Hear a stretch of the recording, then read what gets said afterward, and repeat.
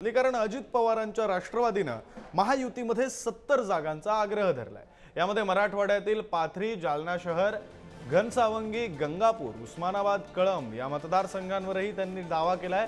तर अजित पवारांच्या पक्षानं कितीही दावा केला तरी भाजपवर ते सर्वस्वी अवलंबून असं विधान शरद पवारांच्या राष्ट्रवादीचे आमदार रोहित पवार यांनी केलं। राज्यामध्ये महाविकास आघाडीचंच सरकार येईल असा विश्वासही त्यांनी व्यक्त केलाय।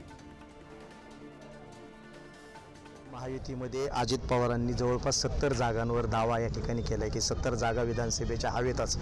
त्याच्यामध्ये राष्ट्रवादी काँग्रेस पक्षाकडून त्यांच्या मराठवाड्यातील पाथरी, जालना शहर, घनसावंगी, गंगापूर, उस्मानाबाद, कळंब या मतदारसंघावरही दावा करण्यात आला आहे। आता त्यांनी दावा केलेला आहे। शेवटी मिळतात किती हे पूर्णपणे भाजपवर अवलंबून आहे। आता भाजपची सुद्धा कुठे ना कुठेतरी गोची झालेली आपण सगळे बघू शकतो।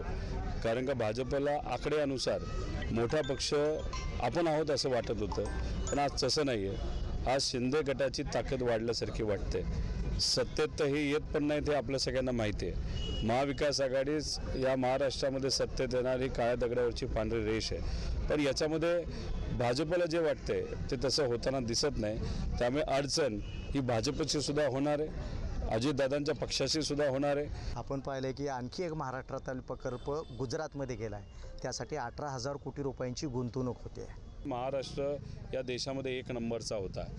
आता काही दिवसांपूर्वीच मोदी साहेबांचे जे सरकार आहे त्यांच्या एका विभागाने अभ्यास केला आणि त्या अभ्यासामध्ये महाराष्ट्र पहिल्या 5 मध्ये कुठंच दिसत नाही।